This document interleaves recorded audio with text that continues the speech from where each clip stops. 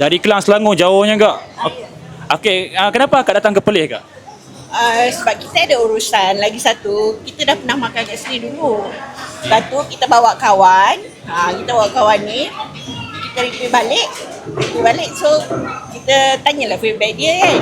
Lepas tu dia cakap memang boleh repeat lagi lah. Okey, ni kira atas recommendation lah. Okey, kan tadi bila akak dah pilih-pilih makanan tadi kan banyak kan? Yes. Paling sedap. Okey, makanan apa yang akak rasa favourite lah kali ni? Yang memang dah dicari lah. Ya, betul. Ni Ikan keli. keli. Memang. Sebab dulu kita orang makan keli 5-6 ekor untuk 2 orang je. Itu dia Kita dah boleh cukup. habis. 5-6 ekor kak? Ni tadi berapa ekor ni? 2 orang? 9 ekor. 9 ekor?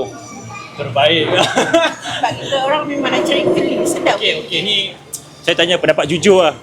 Jujur pun tak apa. 1 sampai 10. 10 tu paling sedap akak boleh bagi kan? Nak bagi berapa kak? 10 lah. 10 tu perfect kak? Perfect.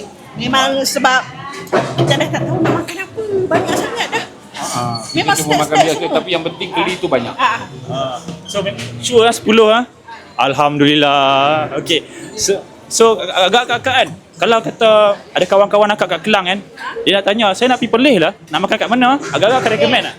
Yes, memang dah Memang dah recommend selalu kat dia. Okey. Dengan kawan-kawan akak semua dah cakap dah kita pergi dekat Anjung Keli. Ya. Terima kasih Kak Na. Terima kasih bang, saya diganggu nah bang.